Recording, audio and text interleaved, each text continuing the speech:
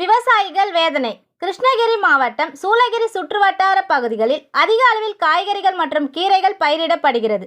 இம்மாவட்டத்தில் விவசாயிகள் சாகுபடி செய்யும் பல்வேறு வகையான கீரை வகைகள் சாகுபடி செய்யப்பட்டு தமிழகம் மட்டுமின்றி கர்நாடகா, ஆந்திரா மற்றும் கேரளாவுக்கும் அனுப்பப்பட்டு வருகிறது. இந்த நிலையில் விவசாயிகள் சாகுபடி செய்துள்ள கீரைகள் விளைச்சல் அதிகரிப்பால் விலையும் வீழ்ச்சி அடைந்துள்ளது. மேலும் போட்ட முதலே கிடைக்காத விவசாயிகள் கலக்கமடைந்துள்ளனர். தொடர்ந்து கீரையின் விலையும் குறைந்து வருவதால் அறுவடை கூலி கூட கிடைக்காததால் விவசாய நிலத்தில் பெரும் சோகத்தினை ஏற்படுத்தியுள்ளது. மேலும் கடந்த சில மாதங்களாக ஒரு கீரை கட்டின் விலை 15 ரூபாய் முதல் 20 ரூபாய் வரை விற்பனையாகி வந்த நிலையில் தற்பொழுது கீரைகளின் விளைச்சல் அதிகரிப்பால் ஒரு கட்டு கீரையின் விலை 1 ரூபாய்க்கு விற்கப்படுவதால் கீரை விவசாயிகள் மிகுந்த வேதனை அடைந்துள்ளனர். மேலும் சூளகிரி சுற்றுவட்டார பகுதிகளில் விவசாய நிலத்தில் பயிரிடப்பட்ட கீரைகள் விலை இல்லாமல் கால்நடைகளுக்கு தீவனமாக்கப்பட்ட சம்பவம் விவசாயிகள் மத்தியில் பெரும் சோகத்தை ஏற்படுத்தியுள்ளது.